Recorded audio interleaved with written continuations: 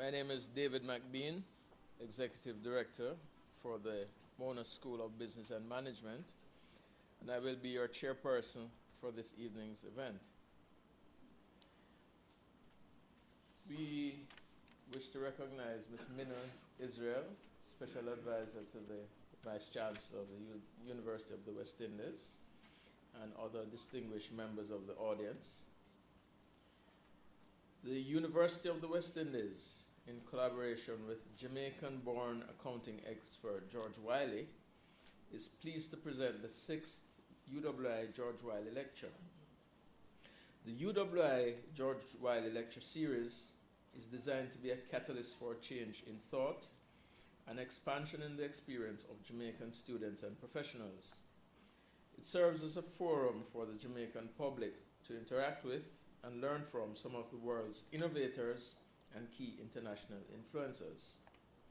The lecture series was created with a vision of inspiring generations of high achievers. Once again, it's my pleasure to chair this evening's function. Joining me at the head table, from left to right, Professor Ian Boxill, Dean, the Faculty of Social Sciences. To his left is Mr. George Wiley, Managing Partner, Burt Smith and Company, who is a sponsor of this evening's event. And we can give a round of applause for Mr. Wiley. Mark Brubaker, hope I pronounced that. You did. Yes. Managing Director, Wilshire Consulting USA, will present on the topic, Are Private Equity, Real Assets, and Hedge Funds the Alternatives? And finally, the rose among all us gentlemen at the very end, Mrs. Audrey Richards, who is a project consultant, Jamaica Venture Capital Program, will provide her perspective as the discussant.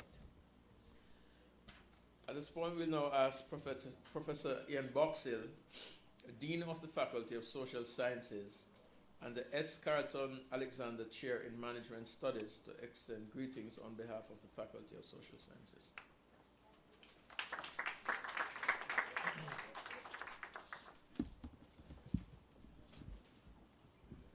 Chair, Dr. McBean,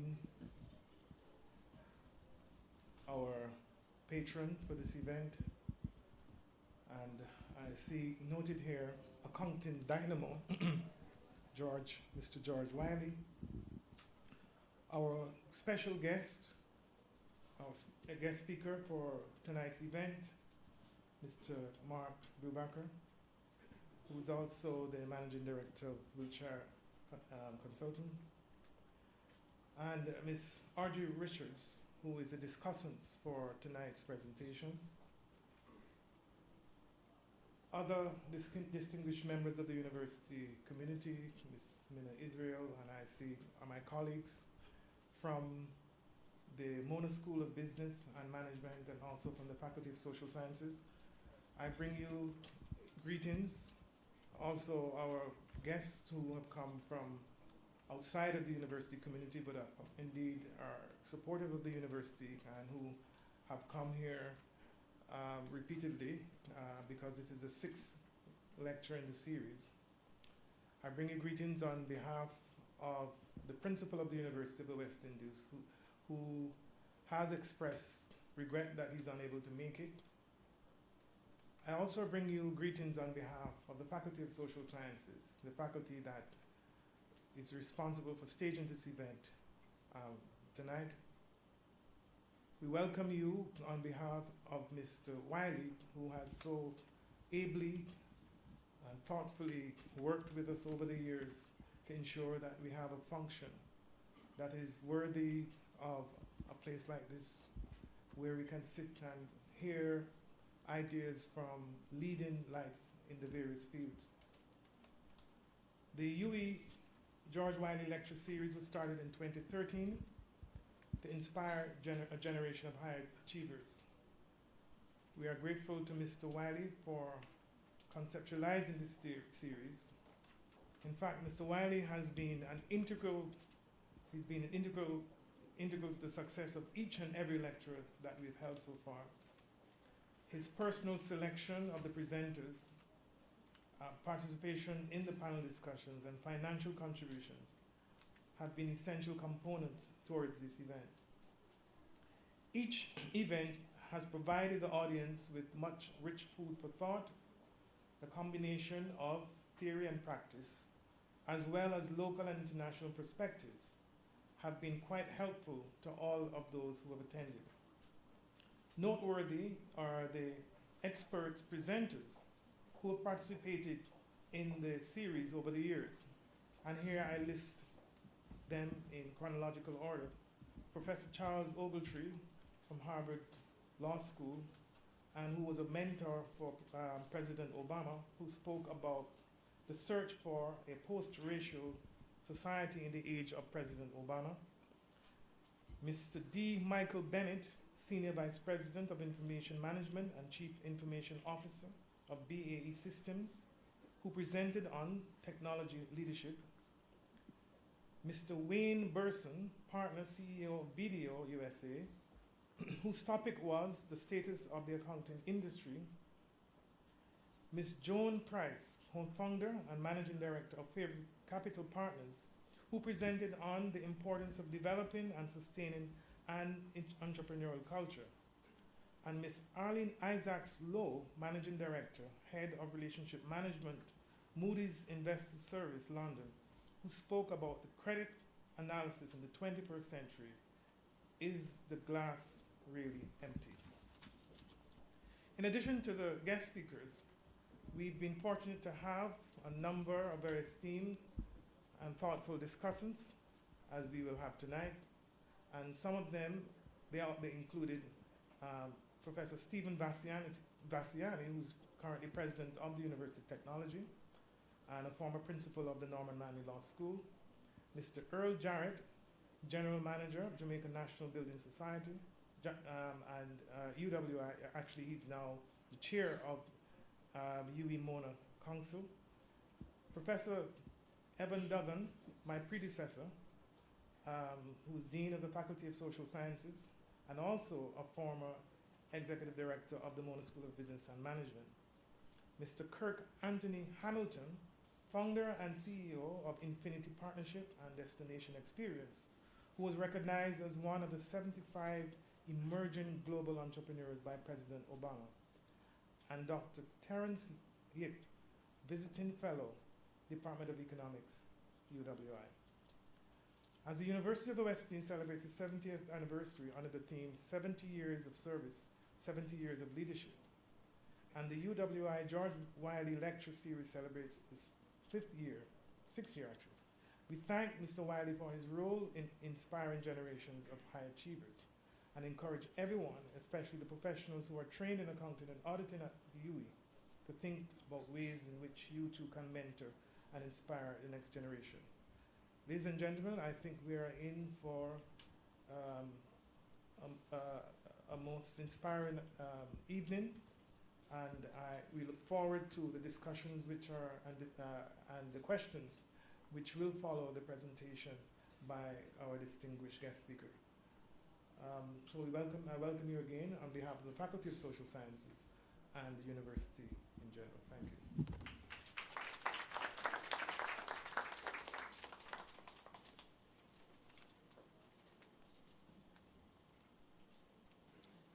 Thank you, Professor Boxell.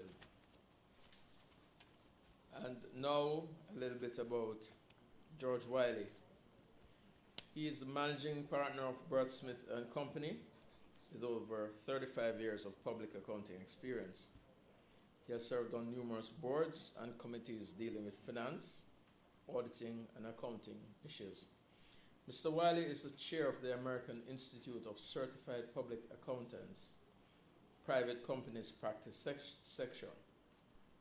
He also serves on the board of visitors for the Howard University School of Business, Kogod School of Business at the American University, and the Executive Council of the Virginia State University. Mr. Wiley is a former member of the U.S. Government Accountability Office's Advisory Board. Mr. Wiley has received numerous accolades, including the recognition as one of the top 100 most influential practitioners by CPA Magazine and Accounting Today. In 2006, he received the Distinguished Alumni Award in the field of business and community service from Howard University. Mr. Wiley was also presented with a Special Vision 21 Award by the Howard University School of Business. We now invite Mr. George Wiley to address us as a sponsor for the UWI George Wiley Lecture Series.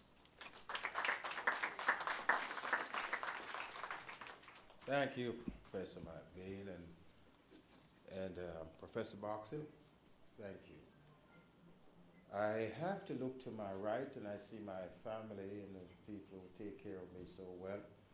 And I often tell individuals that I didn't go to UWI. I somehow been sent back to be a part of UWI. And I can ascribe it to one lady, Madam Israel, who has been a catalyst in ensuring that I never forget from whence I come.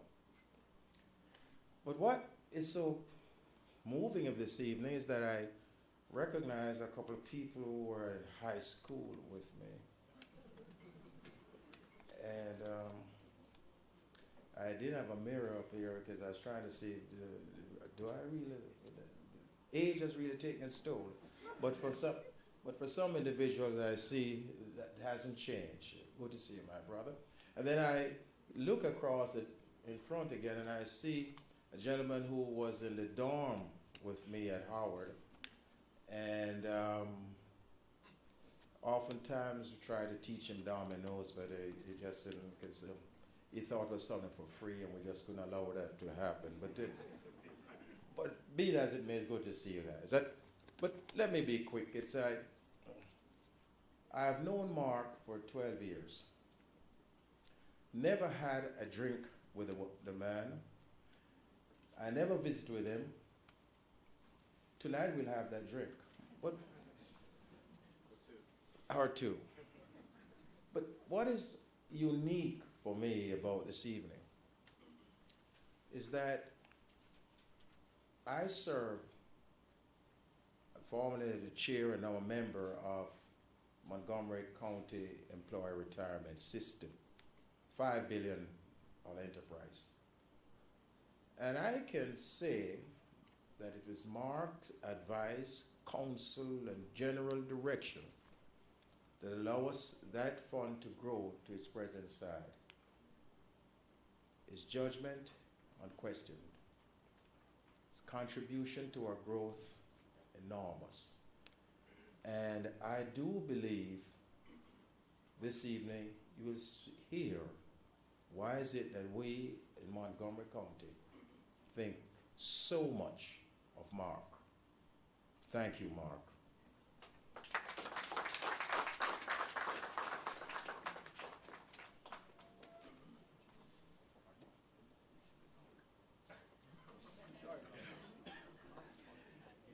Thank you, George. Mark was so eager, but I have to give you a little background to further solidify why George thinks so highly of Mark.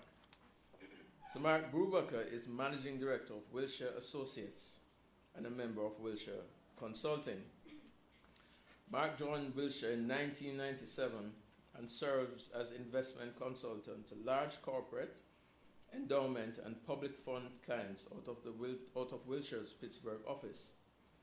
He's the head of Wilshire Consulting's OCIO Solutions practice. Mr. Brubaker is also a member of the Wilshire Consulting Investment Committee and the Public Real Assets Investment Manager Research Committee.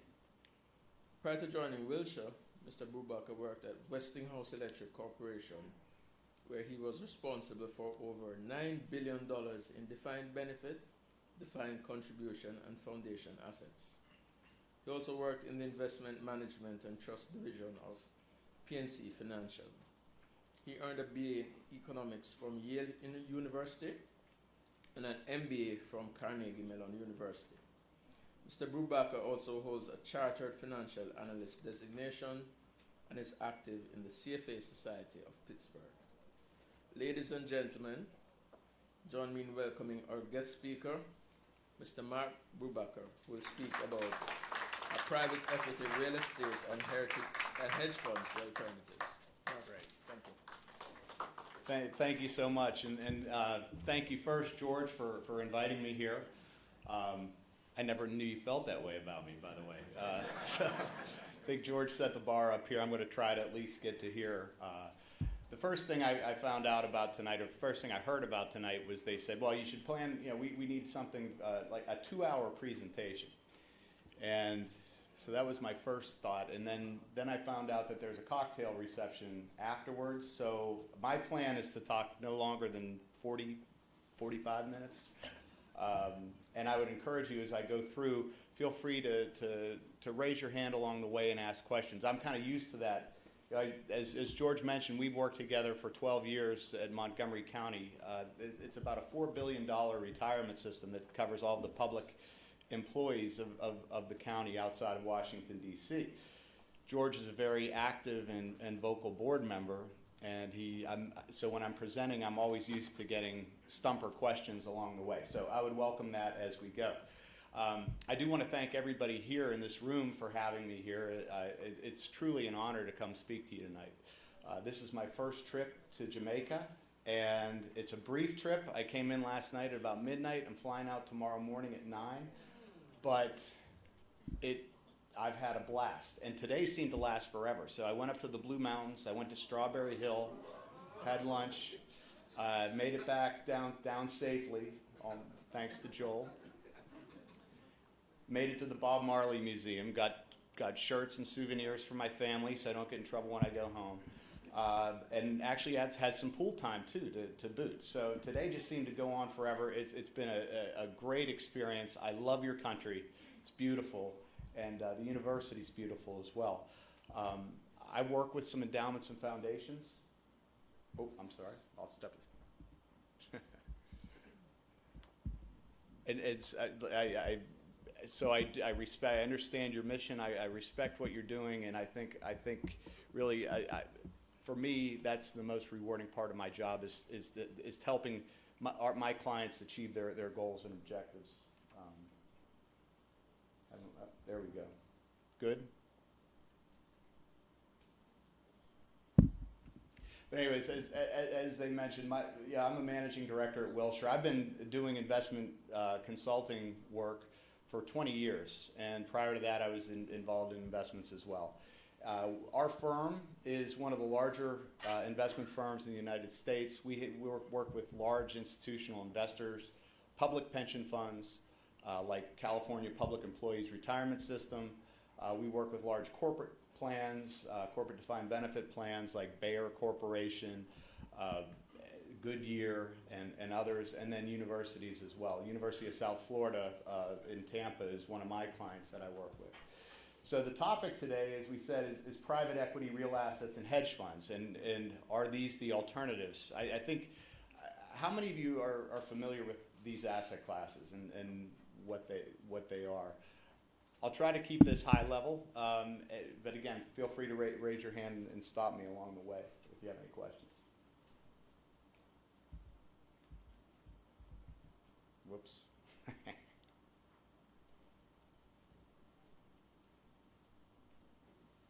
Hang on one second.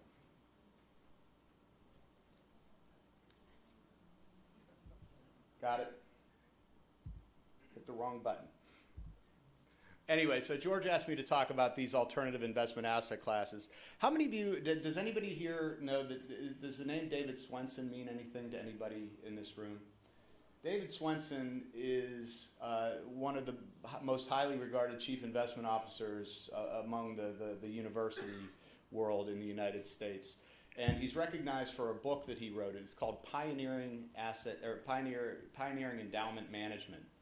And in that book, he wrote about the importance of alternative investments, namely what we have here, hedge funds, private equity, and real assets. And as a result of his book, and as a result of a lot of the endowments and foundations wanting to follow his lead, you can see there that when you look at the allocations of these funds, Endowments and foundations now have over 32% of their assets invested in these segments of the market. Again, private equity, hedge funds, and real assets. However, David Swensen wrote another book after he wrote Pioneering Asset Management, and that book was directed toward individual investors as well as smaller endowments. And in that book, he said, you should just invest passively and not try to invest in alternatives, because it's a very complicated thing to do. And I'm going to touch on why that is as we go through the presentation. But when you look at that, and one of the things that I point to, if you look at the average endowment fund over the past 10 years, the return is 4.6% annualized. If you would have just invested that same money in an index fund, a 60% equity, 40% fixed income index fund, you'd have earned about 6.5% over that same 10-year period. So then the question is, are alternatives all they're really cracked up to be, and do they really play a role in portfolio management, whether as it was an institution or as an individual? You can see there also, public funds, corporate funds, they've all jumped on the bandwagon. There's a large increase to alternative investments across the board and across our client base. And I should mention, this is not our client base, this is across the entire United States, what we're showing here. So why do people invest in alternatives? Well, obviously they think they're going to get better risk-adjusted returns by investing in these asset classes. So what we did here is, using Wilshire's return expectations for the next 10 years, what you can see here is we have an efficient frontier that shows and what each line, the blue line represents the maximum return you could get for every level of risk along the horizontal axis. It's the maximum you can get without alternatives. And then the red line represents what happens to that curve. And again, remember, these are expected numbers, not historical numbers, if you invest in those asset classes. So again, on the surface, it seems to make sense. If I can invest in alternative investments and improve the risk-return trade-off in my portfolio, then I'm going to be much better off. And why doesn't everybody do that? So as we go through these different asset classes, we'll touch on some of the challenges of investing in each of them. So I'm going to start with private equity. And what differentiates private equity from public equity? You can see there that public equity, there's approximately 63,000 companies. Private equity, you're talking about over 60 million companies to invest in. So the opportunity set becomes much broader. Also, the nature of the equity ownership, you have much more control as a private equity owner. Typically, private equity owners come in and they take control of the company. They appoint management teams. They're involved in the strategic direction of the firm. In the public markets, when you go out and buy a stock on an exchange, you're really a passive investor in that case. On the negative side, one of the big issues with private equity investing is liquidity. When you invest in a private equity fund, and I'm going to show you an example of how this works in a few slides, but when you invest in a private equity fund, private equity being, could be venture capital, could be leveraged buyout funds or distressed debt, you're basically locking up your money from the time you make that commitment to up to 15 or more years. Typically, a fund will have a life of 12 years, but then they have the option to extend that. So as opposed to when you go buy a publicly traded stock on an exchange, and you can buy and sell that any time during the day. So those are those are some of the big differentiators between public and private. As I mentioned, the types of private equity that we talk about, venture capital. Venture capital is what I think most people think about when they think about private equity. When you invest in venture capital, you're trying to identify the next Google, the next Facebook, and you're investing at a very early stage. And if you're successful, you make a lot of money. However, the percentage of successes are very few. For every Google and every Facebook you have, there are probably 10 that never make it. So that's venture capital. And again, venture capitalists come in and when they invest, they will take control of the company in some way, shape, or form. Typically, if you think about a company that's started, it's usually started by an entrepreneur. A lot of companies get started out of universities. Professors might have ideas or companies. and they start, and they grow to a certain size, and that entrepreneur isn't necessarily the best person to take that firm to the next level. And so the venture capitalists will come in and identify the right team and the right people to manage that. From a growth capital standpoint, that's somewhere between venture and public equities. This is providing subsequent rounds of financing. Usually the companies have a proven business model already and are generating revenue and, if not, profit. Now at the next on the list, the buyout funds. Buyout funds, here you may have heard of, the most famous buyout fund that I can think of is the RJR Nabisco deal. This was done years ago, but there was a book written about it called Barbarians at the Gate. And KKR came in, RJR Nabisco was a publicly traded company. KKR came in, borrowed a lot of money, bought all the shares, basically took the company private, slashed costs, and then several years down the road, took the company public again at a profit. So that's generally how buyout funds work. They usually involve a lot of debt, and they can involve a publicly traded or a privately traded company. And then finally, there's distressed and turnaround. The private equity investors are looking at companies that are on the verge of bankruptcy or have already filed bankruptcy, and they're looking to do a turnaround. And they come in, there are specialists that come in and do that. So I'm not going to go through this slide line by line, but the difference between the different segments of the market, I think I've already touched on. So in fact, I'm just going to go to the next page about accessing the private markets. So, one of the things that most of us in this room probably don't have access to private equity investing, even if you wanted to. You generally have to be an accredited investor and have a certain amount of annual income, a certain amount of net worth. It's difficult to participate in private equity. But as an institutional investor, as an endowment fund, for example, there's a number of different ways to participate. You can either go direct, or you can invest through a fund of funds. So fund of funds are kind of like a mutual fund concept for private equity, where you can put your money, you can put a relatively small amount of money into a fund. That fund then invests across a number of venture capital funds, a number of leveraged buyout funds, some distressed debt funds, and your money is diversified, and you get access to some of the better deals that are out there. Other investors in the private equity world are high net worth individuals, large corporate pension funds, public pension funds, and insurance companies. So who runs the partnership? Well, first of all, the investment is in a partnership. That you generally invest as a limited partner in a limited partnership investment vehicle. It's run by the general partner. The general partner is the manager of that fund, and they're the ones that select the underlying investments. And again, remember, once you commit to that partnership, you're locking your money up for the next 12 to 15 years.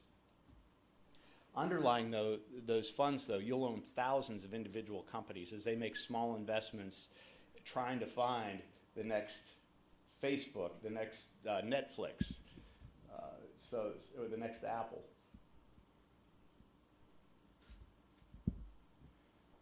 The other thing, as I mentioned, they're a limited partnership. These funds are not registered by the SEC, or with the SEC, which means that there's more risk associated. They're less regulated than stocks or mutual funds. They're managed by the general partner, as I mentioned, lock up for 12 years. And I'll show you the cash flows. There's a period where you commit capital, there's a period where they draw down your capital, and then a period where they pay it back, and I'll show you how that works. Fees, that's an area that has been getting a lot of attention most recently with private equity as well as with hedge funds and other alternative investments. The fees on a typical private equity investment, if you think about it, you can go out and buy the Vanguard S&P 500 index fund and pay about 0.005%. Or I'm sorry, 0.05%. If you invest in private equity, you're paying 2% on your committed capital.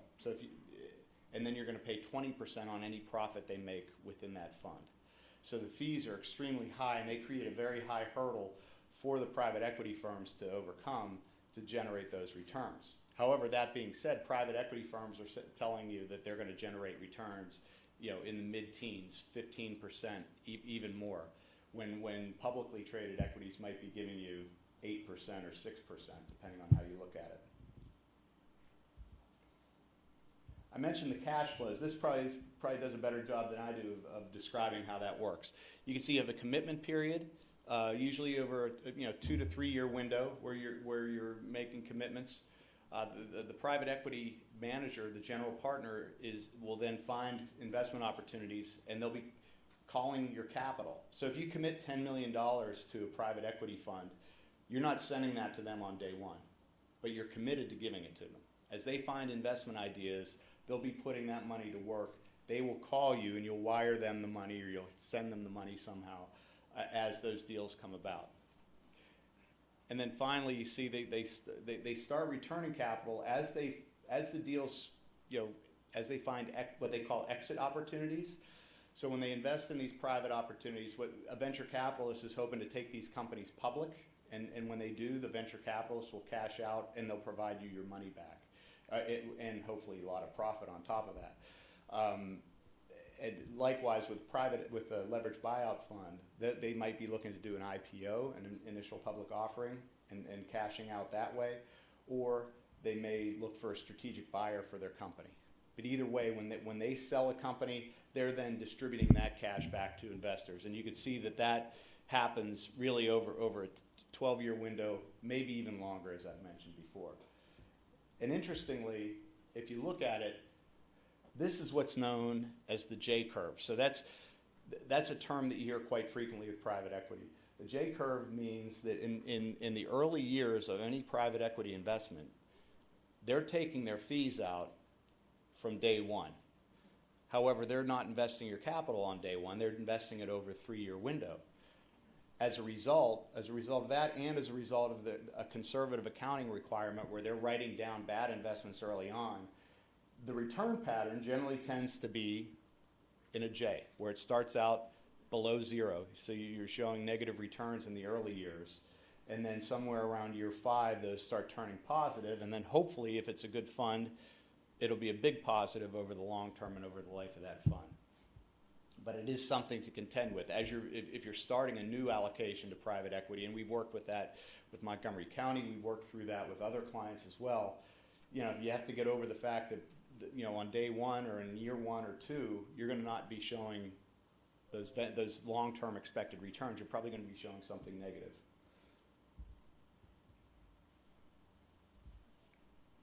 So as I mentioned before, if you look at the track record of private markets, and I'm sorry if this is not easily visible, but if you look, starting the third set of bars to the right, that's the 10-year return, and you can see the 2 bars on the left are U.S.-based private equity and global private equity is the green bar, and then next to that is the S&P 500 return, and then an international equity return. And you can see for the longer term periods, 5 years, 10 years, and beyond, that private equity has generally outperformed the S&P 500 and other public market opportunities. So that's obviously the reason people are doing this over time. In addition, if you look, I hear a lot about, multiples are pretty high in private equity. By that I mean the price that you pay for every dollar of earnings in a private equity fund, and you can see that it has risen over the years. You can see from 2012 to 2016 there that it went from about 8.7 to 10, but you can also see that the public markets, and that's the green bar, the Russell 2000, which is a small cap index of public markets, that multiple has gone even higher. So there are attractive valuation opportunities in private equity as well. But investors have to be very selective. And that's really, I think, if there's any message that you take away on private equity, it's this. I mean, we tell clients this all the time, that you can't, first of all, you can't put your money into a private equity index. No such thing exists. You can't own the market. And then you have to say, okay, can I earn, am I going to be able to access and invest with the best venture capital managers and the best buyout managers. Because if you can't, if you're going to get the median return, it's really not worth making the commitment. As George can tell you, it takes a lot of work, a lot of oversight, and there's a lot of, not from a legal standpoint, from an operational standpoint, from a board time commitment standpoint, it's a big commitment to invest in private equity. And this is what I was getting at here. If you look, what we have here, the blue line and the green, or the blue bar and the green bar, that represents the top quartile manager, and then the green bar represents the median manager, and that's, or the first quartile manager over the median manager. And so what you see there, if you're not, we would say if you're not earning the top quartile type returns, then don't do private equity. And again, it's very difficult for people coming in initially into the industry to do that. We generally recommend anybody getting into private equity for the first time, whether an individual or whether an institution like an endowment fund, that you do it via a fund of funds manager, because that way you'll get access to some of the top tier managers out there.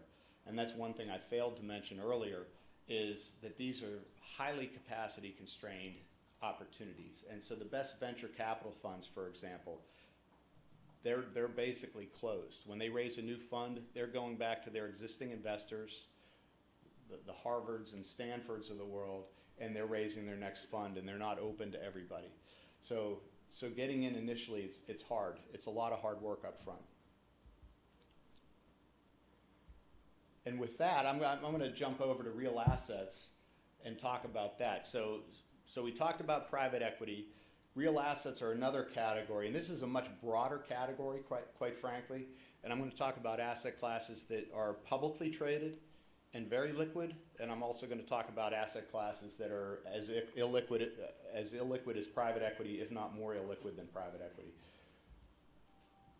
But first, what is a real asset? What does this mean? What I mean by real asset is any investment that has essentially a positive correlation with long-term inflation, and especially unexpected inflation. And what makes them attractive, if you have asset classes that are correlated with inflation, and I'm going to show you that equity, stocks and bonds are not correlated with inflation over time. So if you can find asset classes that are correlated with inflation, one, they provide you with an inflation hedge protection if inflation goes off the charts going forward.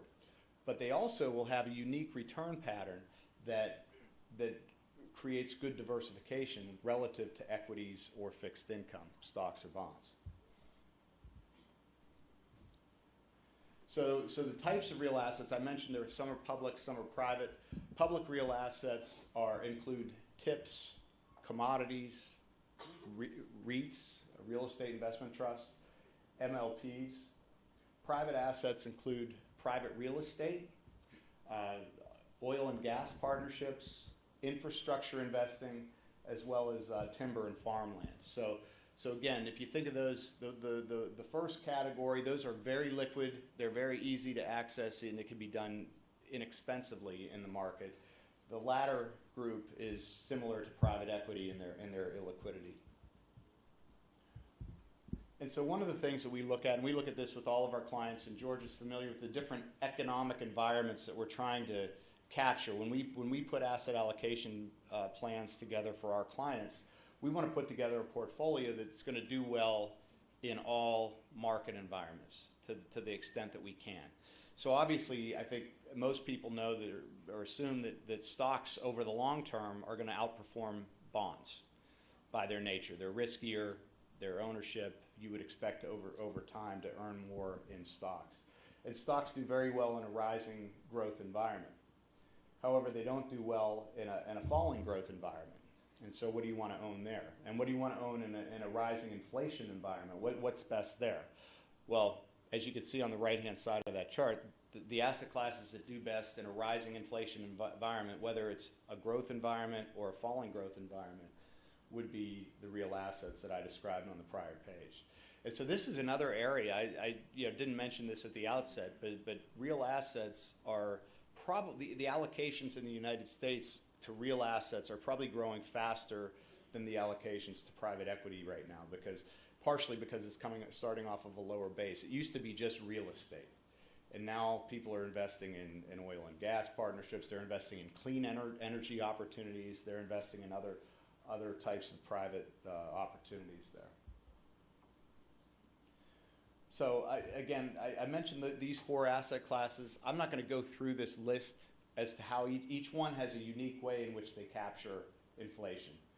But suffice it to say that the most direct are inflation-protected bonds. So in the U.S., the government issues inflation-protected bonds, TIPS. And what you get there, you get a real yield. It might be something like 2%. But your principal amount will adjust with inflation, CPI. Twice a year, it ratchets up to reflect the CPI adjustment. And as a result, now your interest payments are based on a higher base, and you're going to earn, so basically your investment is keeping up with inflation in that way. Commodities, that's more supply and demand driven. When you have a booming economic environment, there's usually higher demand for commodities, and commodity prices go up as a result, and they capture inflation that way. Real estate, rents, as you know, rents go up periodically, either annually or at least might go 5-7 years, and then ratchet up for inflation that way. And same with timber and farmland in that respect. I mentioned before, you can see that what this shows is long-term average rolling correlation over different time periods. But you can see on the left-hand side, those two exhibits, you have stocks on the left and then bonds next to that. And then starting after that, you have the real asset categories that I mentioned. So there's TIPS next door to U.S. bonds. In the middle, you have commodities. Those are obviously have captured inflation better than other asset classes over time. Private real estate. Interestingly, if you look at the REITs don't capture, or they aren't highly correlated with unexpected inflation. And that's because REITs are part of the U.S. equity market, and they're part of most equity indices. So they have a high degree of correlation with equities. Maybe not as good of an inflation hedge as some of these other categories. And then finally, MLPs. I should define, MLPs are similar to REITs. They're publicly traded instruments, at least in the United States, they trade MLPs. And what it is, it's energy infrastructure. So it's not exploration, and it's not the gas station, but it's everything between. It's the drill and getting it to the end user. It's all the infrastructure, pipelines, trucking, trains, transportation. And again, I'm going to, in the interest of time here, I'm going to skip through, and we've talked about some of the private asset classes here. I don't think I need to go into more detail on that. But with all of the private asset classes, there are really 3 primary components of how you invest. There's core. So real estate's probably the simplest way to illustrate this, but if you own a core piece of real estate, that's something that's generally a Class A building. It's usually fully leased or close to full occupancy, and it's generating a steady stream of income. Next up the tier, you have a value added. Value added real estate is a building that needs to be reconfigured. It needs to be repurposed, and the real estate manager will come in. They might even kick out all the tenants and then completely remodel and release it. And that's more of a value added opportunity. And then finally, opportunistic is building new properties. Constructing new buildings, maybe a complete renovation of an existing structure, those kind of things. Obviously, higher returns for those types of projects than you would get from core real estate. Last on my list, and maybe I should, for good reason, but last on the list is hedge funds. And most people are by now familiar with hedge funds. I think, if for no other reason than some of the famous blow-ups that have taken place in the hedge fund world, the most famous being the Bernie Madoff situation from several years ago. And that has kind of given hedge funds a bad name, but it also, I think, sheds the proper light on hedge funds. Not to say that they're all out trying to steal your money, because they're not. But it does highlight some of the risk of hedge funds. I think the biggest risk in investing in hedge funds is that you don't know what you're investing in. It's an opaque structure, so you can't see through to the ultimate investments in the portfolio. And so as a hedge fund investor, you really have to have a high degree of confidence in your manager, do an extensive amount of due diligence, not only on the firm, but also look at their operations and conduct due diligence there. And then you're still hoping that manager gets it right. Because hedge funds, unlike the private equity managers or the private real asset managers, hedge fund managers, for the most part, are investing in the same things that you and I can invest in today: stocks, bonds, and only they're doing things that are much more tactical, whether they're trading strategies, arbitrage strategies, shorting stocks, using leverage. They're doing a lot of things that most people don't do. So it's interesting, if you look over time, hedge funds have grown really exponentially over the years. And you can see that prior to, and again, I apologize if you can't read the numbers on the bottom here, but you can see the first peak takes place right before the global financial crisis. And so you can see the estimated hedge fund assets approached $2 trillion at that time, and took a dip. But they've since recovered, and they're now up in the $3 trillion range. And so there's a lot of money chasing after hedge fund investments. And as a result of that, not surprisingly, you can see this graph shows the number of hedge funds that are out there. And again, I remember when I started in the industry, and I'm going way back now, but when I started, there were probably maybe 100, maybe 20 that you had heard of. Now you're looking at thousands of hedge funds in the marketplace, and again, following the trend of the assets. So there's definitely demand for hedge funds, and I'm going to talk about why that is the case, and what some of the pitfalls of hedge fund investing could possibly be. So the thing about hedge funds, so we went through private equity. I think we had 4 categories. For real assets, we had a handful of public categories and a handful of private categories. Well, when you get to hedge funds, each of these categories could probably be broken up into 10 different subcategories.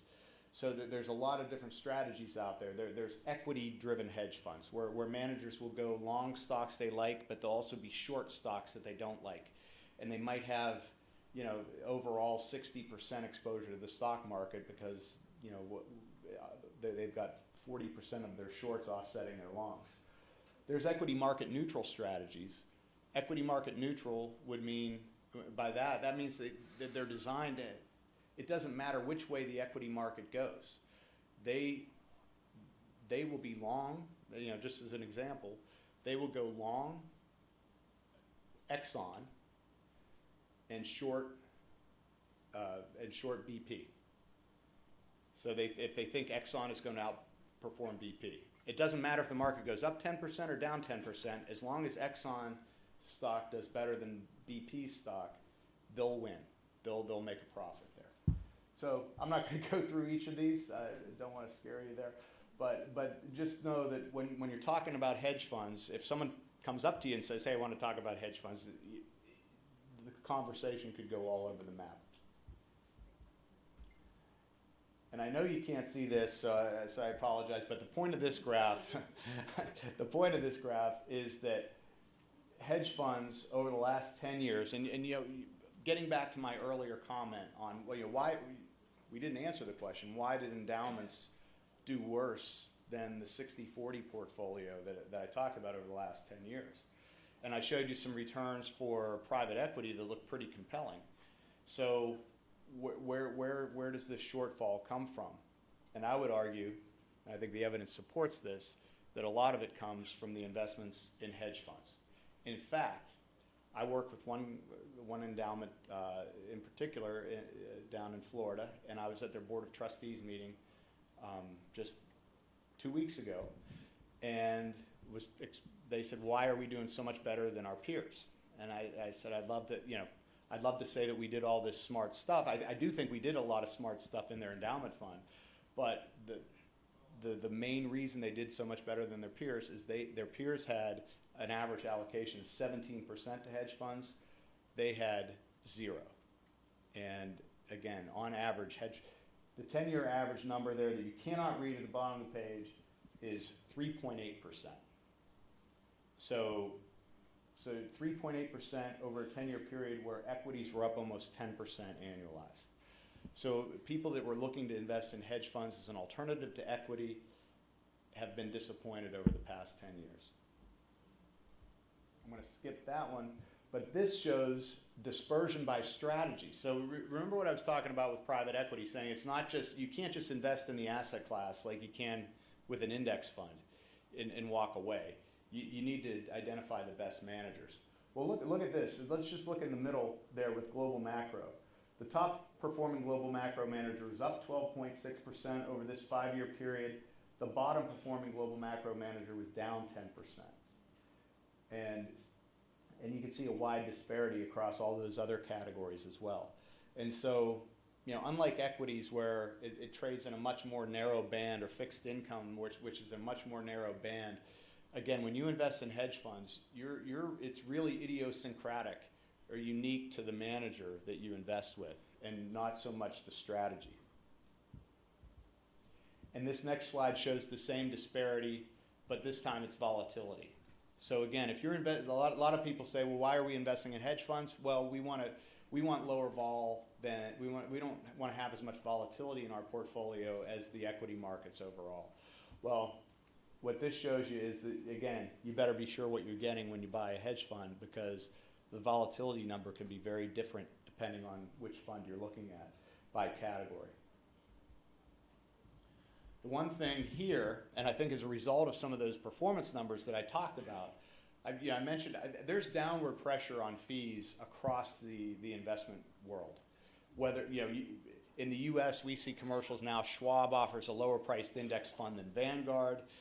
Vanguard's now countering with even lower cost funds, but it also takes place in alternative investments too. So the top venture capital managers aren't lowering their fees, but overall in that industry, fees are coming down.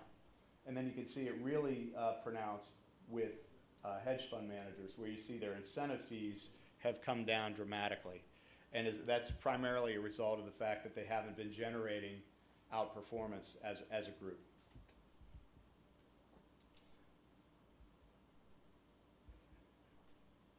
So here I wanted to, this is how we would generally categorize hedge fund strategies. And again, there's a lot of subcategories. But across the top, we have equity hedge funds. That's kind of what you think traditionally with the manager buying stocks, shorting the stocks he or she doesn't like. Event-driven strategies, which one of the biggest growing strategies right now is the activist strategy, where a hedge fund manager will take a fairly large position in a company, large enough to have some sway with the board, and then they get a board seat, and they then advocate for change at the company. That's called activism, and that's been a really growing segment of the market. Other types of would be merger arbitrage, where you buy an acquiring company and short the acquired company, or vice versa, depending on how the prices are. Global macro, which those are big, high-level tactical bets across the globe. Equities, fixed income, currencies, commodities, you name it. The global macro manager will be, generally using futures, derivatives, and other forms of exposure to these asset classes, and moving quickly and tactically across a number of different markets and asset classes. Relative value is similar to what I mentioned before with the long equity market neutral fund, where you're kind of trying to find the relative value in one investment over another.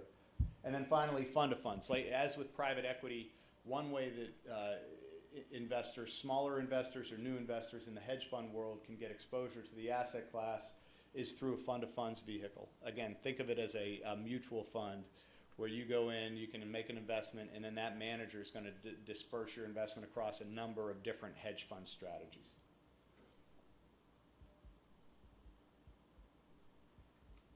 And with that, I think I'm going to wrap it up here to allow time for questions, and if there are any other comments, be happy to entertain. So thank you.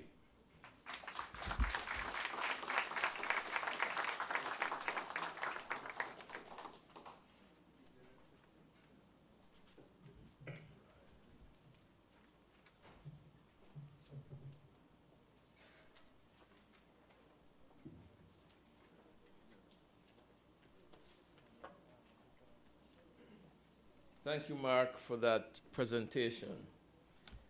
And next we'll have the discussant to come and give us another perspective on this topic. We have with us Mrs. Audrey Richards, and she's a consultant with the Development Bank of Jamaica with responsibility for the coordination of programs focused on the development of the ecosystem for venture capital and private equity in Jamaica. She has been involved in several capacities in the Jamaican capital markets for more than 25 years and previously served as CEO for Edward Gale and Company Limited and NCB Investments Limited, now NCB Capital Markets Limited. She currently serves on the boards of Scotia Investments Jamaica Limited, British Caribbean Insurance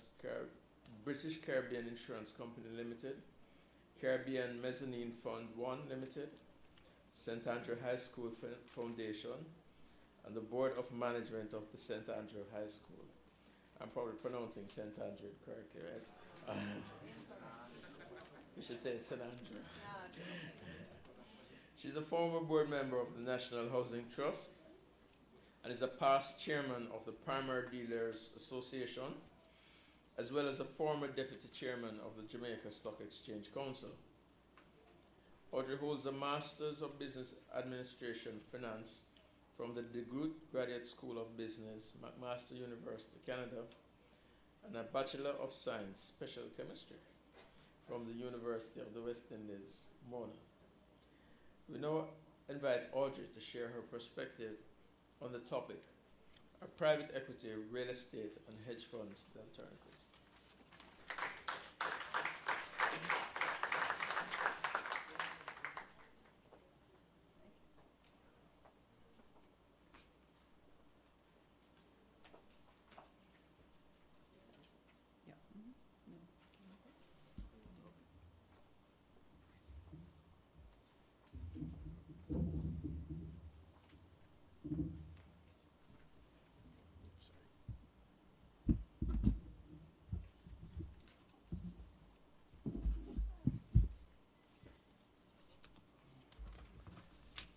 Ladies and gentlemen, good evening. All the protocol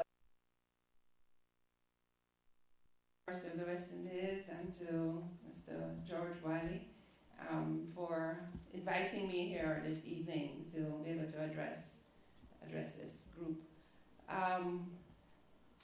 Mark, I think, really gave us a real overview of what these markets are like internationally. And what I'm going to do is just spend a few minutes looking at Jamaican markets and just exactly where we're at and where we're heading for. No, I think most persons in Jamaica would have been used to investing over the years in government people. Real estate has always been a very popular investment. Jamaica Stock Exchange, listed equities have also come into their own. Periodically, we had the booms in the early 90s, we had booms in the early 2000s, and then in the last few years, we've been really living in a boom market for the Jamaica Stock Exchange. And Mark, 2 years ago, the Jamaica Stock Exchange was the best performing market in the world. So I don't know if your fund has any strategies that include the Jamaica Stock Exchange. But I will tell you, when I speak with my friends who are brokers, they do have their hedge funds from overseas that actually do operate in our market to be able to get that extra alpha by being in a Jamaican market. So we're not just, a Jamaican-based market. There are funds that are flowing both ways. No, the work that I do at the Development Bank really is focused on private equity. And really and truly, I think the time has come for private equity in Jamaica. But like any other market, we've had to do a lot of work developing the market. We're talking about whether it's coronation market or the stock market, it's demand, it's supply, and it's infrastructure, the environment in which we operate. So a lot of the work that we've been doing has been aimed at building the ecosystem for venture capital and private equity in Jamaica. Previous programs or previous attempts at private equity focused only on the supply side, in that we raise huge funds, $1 million, $40, $50 million US dollar funds, and then try to invest it in an environment that's not ready. And that has not worked. I think there's only one fund that I can think of that has really worked well in Jamaica in the last 20 to 30 years, and that was the Jamaica Venture Fund. And the big star from the Jamaica Venture Fund, that many of you may or may not know, is the Jamaica Money Market Brokers, which started in a room downtown at about quarter the size of this room here. And Jamaica Money Market Brokers is now a regional powerhouse. So, yes. Oh yes, we have the JMMB in the house. So when we're really focused on the market, what we've had to do was a lot of education, bring in investors, bring in fund managers, bring in entrepreneurs up the curve when it comes to understanding how to invest, how to evaluate a private fund strategy, a fund manager who wants to raise capital. And we've been able to do that successfully. And in the last few years, we've seen over 50 odd million US dollars being raised locally in funds that most of them have a strategy that goes Caribbean and Central America wide. And these funds together have total possibly about 250 million US dollars. But of that amount, at least 50 odd million has been raised locally in Jamaica. And we expect to see more of that. And I think as our institutional investors become more and more familiar with the asset class, there's going to be a lot more that is investments that is taking place. But when we look at the environment in which we operate, there's still a number of things that we have to be working on. Whether it's the ability of institutional investors to be able to invest. Pension fund legislation, really at this point in time, it's unclear as to whether or not they can actually invest in a private equity vehicle. So most of them have had to invest in a listed company, which becomes then a feeder fund for private equity. So there are a number of things that really have to be dealt with. There are a number of tax issues that we're certainly working on. And the partnerships, as Mark mentioned, a lot of private equity transactions take place through partnerships. The investors are the limited partners, and the fund managers are the general partners. And the general partners, the limited partners, are the source of the capital, which is managed by the general partners.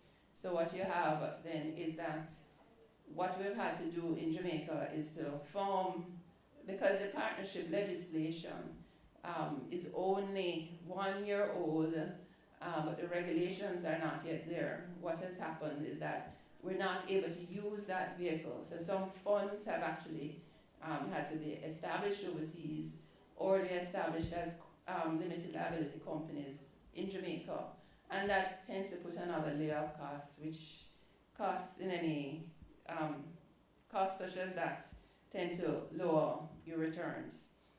As we're building out this industry, and we're looking at different aspects of the industry, when we look at the environment, we benchmark what we're doing against, we use the LAVCA scorecard. LAVCA is the Latin American Private Equity and Venture Capital Association.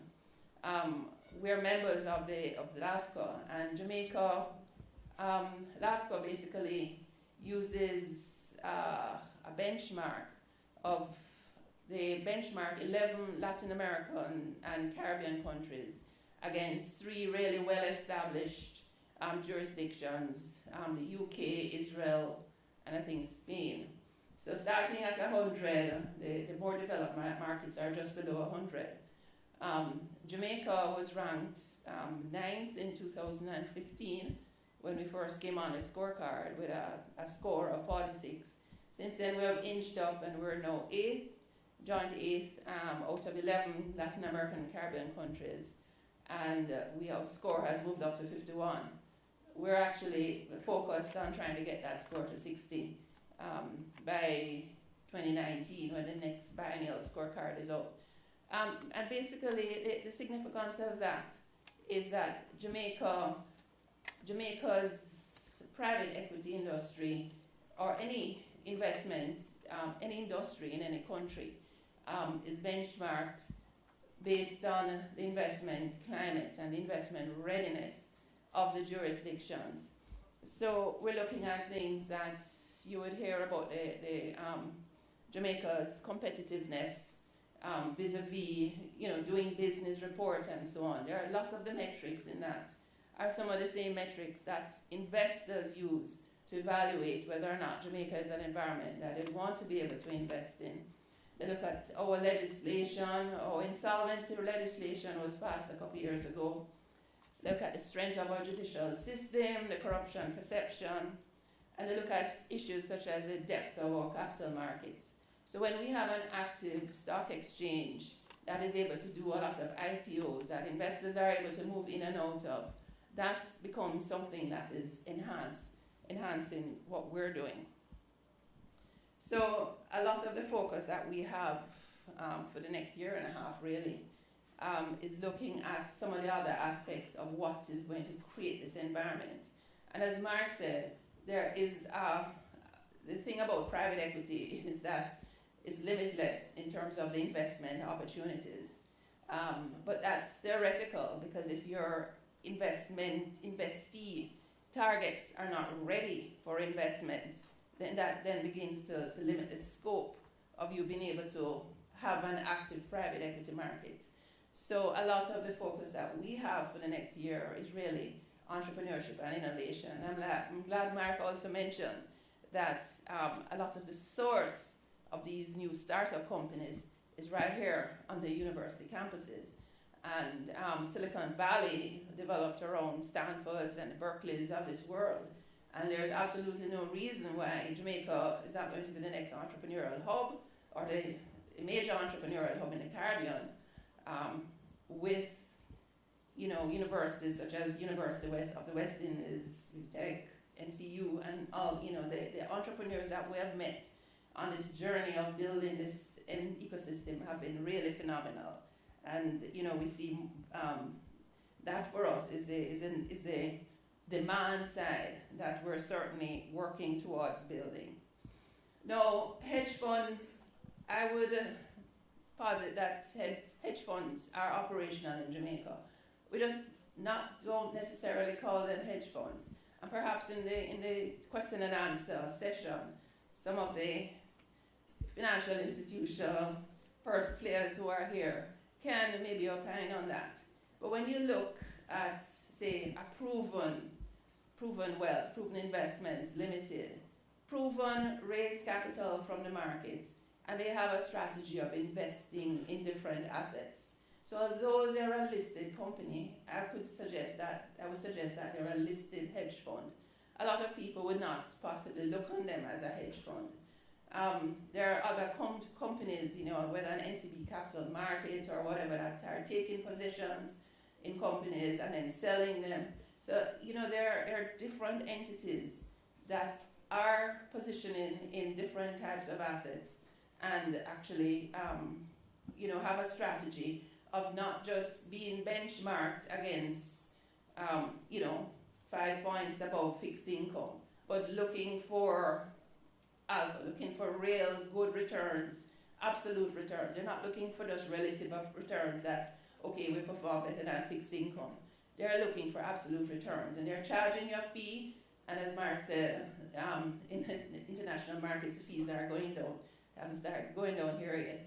But certainly they charge you a fee for managing your money and then they participate, and they only make money once you have made money. So I don't mind paying a good manager a percentage of the profits if they are really, really working hard. So I would suggest that we do have some hedge funds that are operating in Jamaica. Some of them, raise a lot of leverage because that is the work that they're doing, to enhance their returns and to enhance the opportunities that they can take advantage of. So, real assets. I remember when I just entered the capital markets in Jamaica, there were a number of investors who invested in nothing but real estate. And why? Because they came out of an era in the 70s and the 80s, and they were also proven right, I guess, in the 90s, where inflation was through the roof.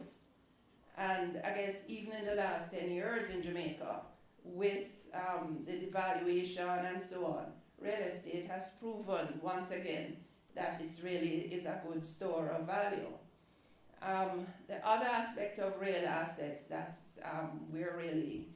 that are really beginning to take root in Jamaica are infrastructure assets, and I think traditionally a lot of our infrastructure assets were invested in by governments, and the government would guarantee whatever loans were required, and you have the overruns and you have the whatever, and as taxpayers we pick it up at the back end. But governments can't anymore, not just our government, which has fiscal constraints, but governments across the world. There's not a lot that they can do, but there's a heck of a lot of infrastructure needs running into the trillions, and I dare say our infrastructure in Jamaica run into the billions, and we're talking about US dollars. So infrastructure is for us something that we see as one of the next big opportunities for investments. Some of them, pension funds are still highly invested. Your pension funds are still highly invested in government people. So being able to invest in, say, an energy asset that is going to provide them a stable cash flow for many years is really something that they should be looking at as a priority. And what has happened over the years is that when we look at a lot of our Jamaica private power company, Jamaica Energy Partners, that runs the barge in Old Harbour, as well as in Kingston, downtown Kingston, most of these have been funded by private equity funds from overseas. And these private equity funds have raised capital from institutional investors, pension funds, endowment funds, and so on, in the US, and our Jamaican pension funds are still highly, invested in basically in government paper. So to us, we see infrastructure investment by our local fund managers as an opportunity. So basically, that for me is just a look across at what we're doing. We have a lot of investors in Jamaica that are actually invested in pension funds overseas. Our institutional investors have a maximum, I think, about 20%. And even then, I think they still have to get permission to be able to diversify and invest overseas. So because of that, we really need to be continuing to create opportunities in Jamaica and to deepen our capital markets. And I dare say it becomes something that's, a virtuous cycle, in that the more we create instruments, the more we deepen our capital markets. If we deepen our capital markets and have instruments that are returning, the more money is going to be flowing in, the more opportunities. So it is something that we're certainly focused on. So I'll just leave it there for the time being, and I'm sure Mark will answer any questions you have.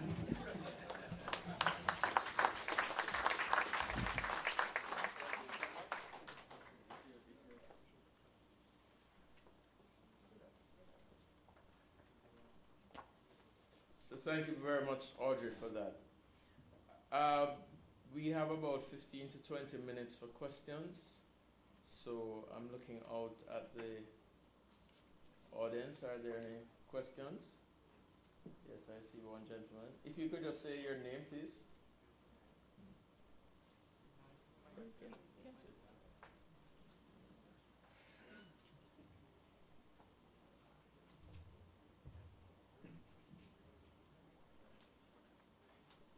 Pleasant evening. My name is Deborah Davis. Mark, thank you very much for the wonderful presentation. You really did a splendid job giving us a really good overview of private equity and other forms of alternative investments. My question for you is actually regarding the graph showing the number of hedge funds actually and the capital deployed in those hedge funds. All right. So I would have wanted firstly to see what those numbers looked like pre-2000, primarily because of the dot-com bubble that came throughout that period. And then I would have wanted to be able to track the response again at 2008 when we had the global financial crisis. My question is, given the current level of the number of hedge funds and as well as the amount of capital deployed in them, what, if any, are your concerns regarding where we are today? Excellent question across the board. I would say, The cameraman has asked if you use the podium since he's mic'd it. okay, I'll say it again. Excellent question. It really is. If you go back prior to the year 2000, I don't have numbers for you, but you saw the line. It was a pretty steep ascent. But I think you're right, or maybe implied in the question. I think is when the tech bubble was booming, people weren't thinking about hedging their equity exposure. They were trying to find more ways to pile money into growth stocks. The tech companies that were running up wasn't the best thing for them to do. But as I mentioned, I mean, hedge funds grew. I think the period from 1990 to 2000 is when they grew from kind of a cottage industry or relatively small number of hedge funds, and it was kind of only endowments were investing in them at the time, and maybe some high net worth individuals to where you can see that toward they really sprung up. You can also see in that line that there was a big downturn, not only in the assets, but the number of hedge funds during the global financial crisis, which is, I think that reason is because that's when the investors were expecting them to protect them the most. And those hedge funds that didn't provide protection during the global financial crisis were weeded out. The investors pulled their money and they went away. So, but I think your final question though is what are the implications now for the amount of assets in hedge funds and the number of hedge fund managers out there, and that's where I think is really it's interesting when you look at it. I would argue, if the number was 7,000 today, I can't remember what the number at the end of that was in terms of the number of hedge fund managers out there. The capital around 3 point something billion. And $3.1 trillion. That of that 7,000, there's probably, I'm going to say maybe it would be a stretch to get to 100 to be in terms of the managers that I would want to put my client money with that are open today.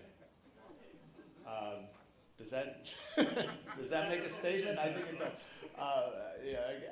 I'm frankly a little bit skeptical of hedge funds. You really have to be in the right ones and have access to the right managers to make that work. With the audience's permission, I'd like to ask one follow-up question.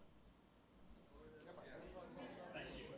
Okay, so Robert Smith was featured on the 32nd issue of the Forbes newsletter. His fund, which I do believe is within private equity, which is Vista, but specializing in enterprise software. Would you say that hedge funds or private equity partnerships that are now looking at a specific niche are offering a method of protection versus the general pool? I would say, I think if you're talking about venture capital firms and buyout firms as well in private equity space, I do think, if you look at the ones that we as a firm like, those that focus, maybe not that narrow of a niche, but focus on a small sector of the market where they have expertise, I think those are the ones that can add the most value over time. So from a hedge fund perspective, the answer would vary. It would depend on what kind of strategy we're talking about. Obviously global macro, for example, you can't be niche with that. But I do think there are some sectors like activism, where if you have a focus on a specific sector where you have knowledge and a particular skill set, that could be a really big advantage for you as an investor. Thank you very much. Thank you. I don't want to stretch, but you mentioned activism, and Bill Ackman comes to mind. So he had placed a bet against Herbalife. Well, he placed 3 actually consecutively and lost on all 3 counts. So just inserting that point to say I'm not necessarily sure that activism, I think it's a high risk bet is what I'm trying to say. It is, and I'm certainly not endorsing that as a strategy necessarily. And I think that that you brought up a perfect example of when that doesn't work, and you could find examples like that across any hedge fund strategy you talk about. Okay. Thank you very much. Thank you. Thanks for relaxing. Great questions. Any more questions? I know Audrey had thrown out a challenge to the institutions that were here to comment on what they thought about investment strategies. So I don't want to pick on anybody. Remember, I sit on a financial board, so I know some of you.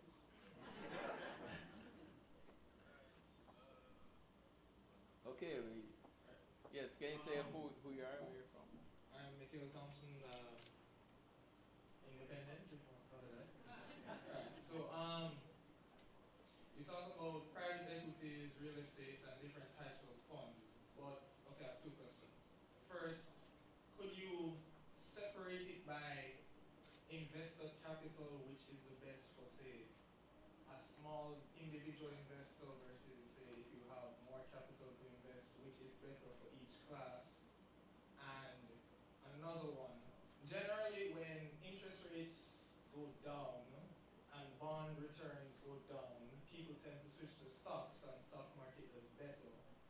And real estate does better when inflation is high and real estate goes up. Could you say in what climate does private equity do better, or the other assets you mentioned? Your first question is one I would say this. I think, and I mentioned this, and I think it's true. I don't know if I would say avoid a specific type of buyout strategy if you're a small investor versus a large investor. If I had more time to think about it, I might have a different answer. But I think we generally advocate for smaller investors is to get broad exposure out of the gate. So is that fund of funds that are out there where you can invest with a manager that then allocates your money across a number of different general partners in venture capital, buyout, and distressed, and they have that in real assets as well, and they also have that on the hedge fund side. So I would advocate diversification for a smaller, newer investor to the asset space. And then the second part of your question was, refresh my memory on that. Okay, so stocks generally do better when interest rates are low, real estate is better with, Okay, thank you. For us, okay, I think by their nature, hedge funds claim to do the best when the markets are in turmoil. So equity markets down, whatever the case may be. The claim of hedge funds, or most hedge funds, is that they will dampen volatility in your portfolio while still providing a return. So that I think that's probably where they do the worst on a relative basis at least, is when you're in a bull equity market. When the equity market's going up 15% a year, as it has in the U.S. and I guess even better here in Jamaica in the last couple of years. But when it's going up in a bull market fashion, it's hard for private equity to keep up. One unique thing about that is private equity is not, there's no market valuation for private equity. So what they do is it's appraisal based. And so when you look at the actual, if you take your appraisal values every quarter and look at the volatility of that, it's actually a very smooth return pattern you get from private equity. That it kind of masks the reality of what the asset class is. So I would say that private markets, what we advocate for private equity and private real assets with all of our clients, you can't time those markets. And so we say you need to be investing consistently. We call it vintage year diversification. So if our client, if we knew that they were going to put $50 million to work in private equity or private real assets over the next, let's say 10 years, we would want them to go $5 million a year, with some variation over time. But we generally like to be diverse across time. And so it's a way of saying, answering your question, which is, I don't think there's any, and I guess that we don't try to time those markets, but that being said, when venture capital and buyouts do best, I would say it's when there's a very active IPO market. That's one of the primary exit strategies for these funds. And so if they can get liquidity by selling their companies into the public markets, that's the best market environment for those funds. Thank you.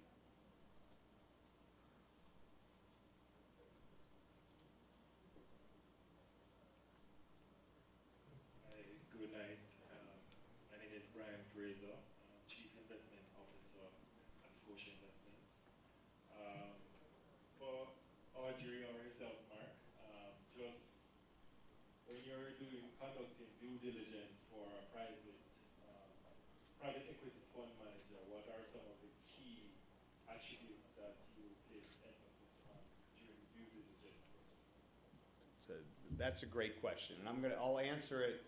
And maybe Audrey, I don't know if you want to take a stab at it too, but I'll maybe just quickly say that, I don't conduct due diligence on private equity managers. I'm more of a generalist. However, there are people on my floor that do, and I know that a big part of what they look at, obviously the people are first and foremost, and their backgrounds, their skill sets, their focus, how much skin they have in the game, meaning how much of their own money are they investing in their own funds. That's extremely important. Probably more so than any other asset class is the people, and not only their skill set, but also their background check. We want to make sure, we do extensive background checks on the individuals. You want to make sure that they're trustworthy above all else. And so that, I think that is the primary thing. And the other thing that we have, it would be rare for us to invest in a first-time fund.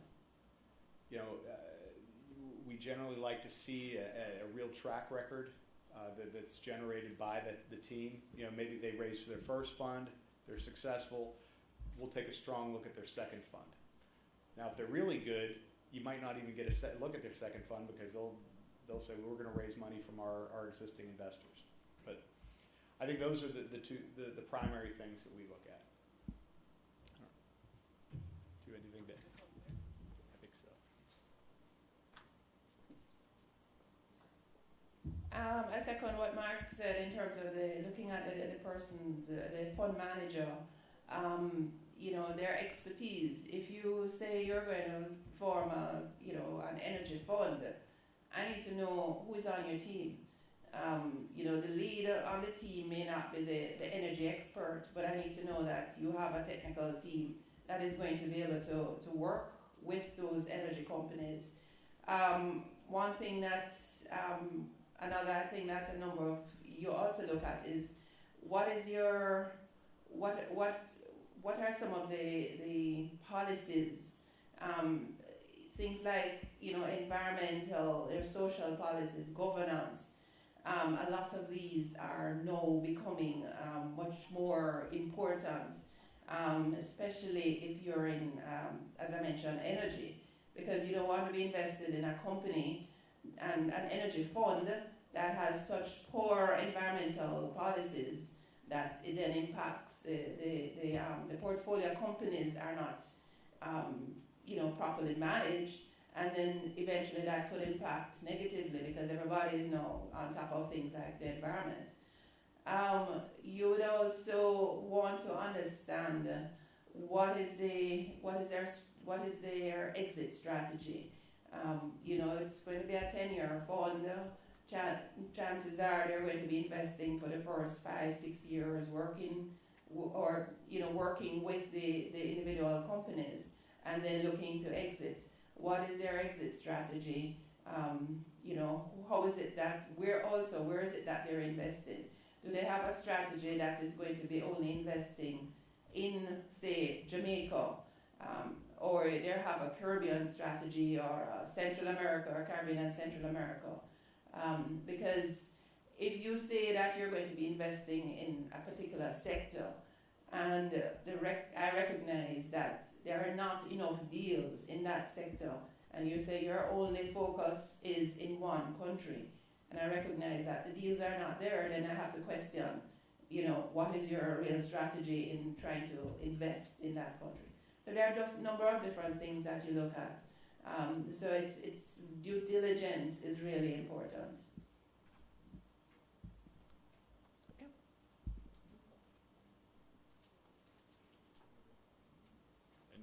And any other we have another.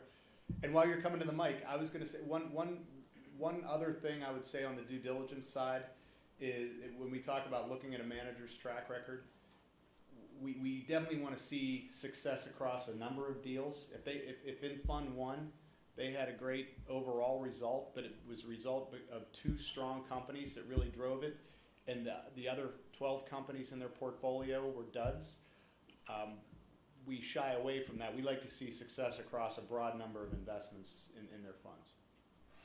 Okay, just follow-up questions. Based on your experience, for the private equity funds that perform poorly or are not successful, what are some of the key traits that you have noticed or identified with those managers? Again, speaking from my experience, I would say that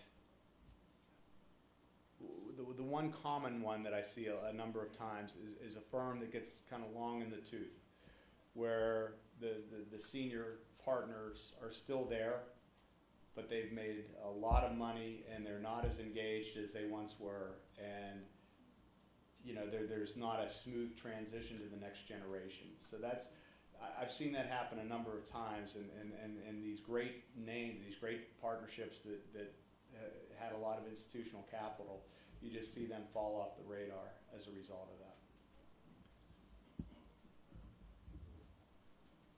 Okay, so I think we have our last question, unless somebody else has a burning question, we can slip in one more. So, your final person up, sir. Good evening. The name is O'Neill Edwards, and I'm independent. During your presentation, Mark, you showed this graph. I think it was the blue and green graph that shows average managers and then top quartile managers.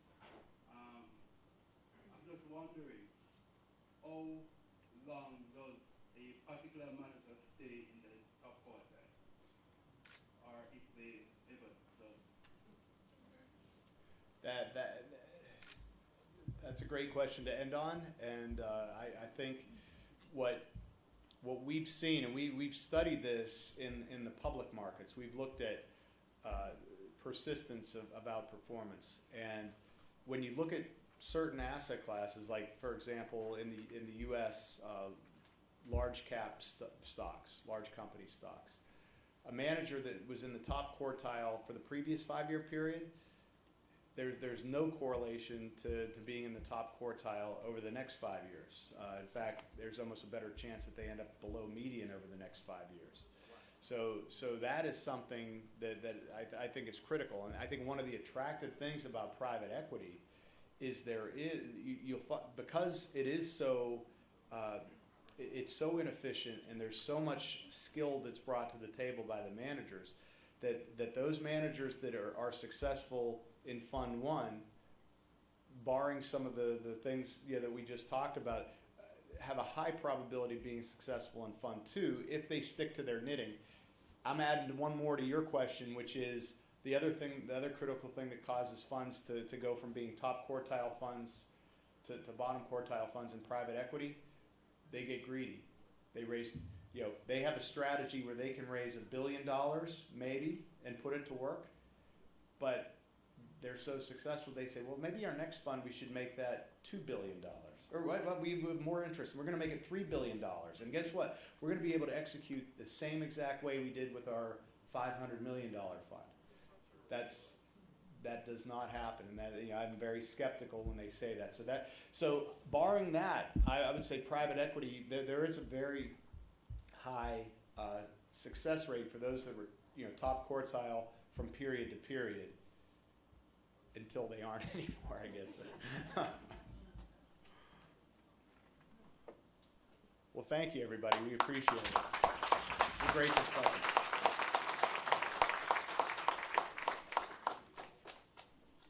Okay.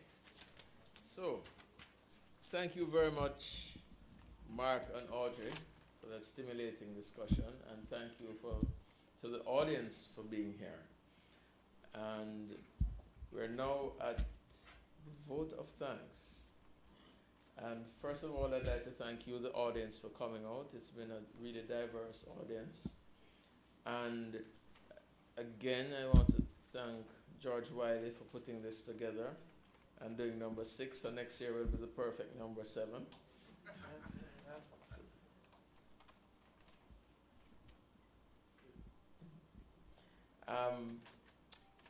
And, we want to make some presentations to those who have made this all possible. So first, we'll have a presentation to the guest speaker, Mark Brubaker, and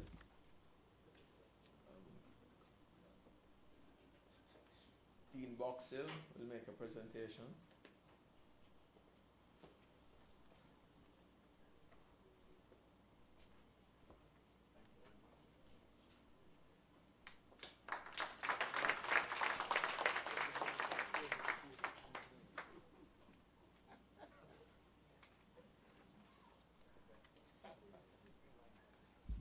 Next, we'll have a presentation to Audrey Richards, our discussant.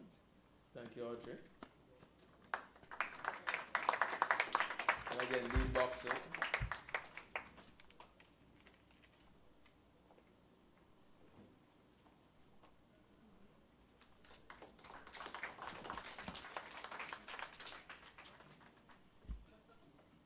And finally, our sponsor, George Wiley, we have a token for you, sir.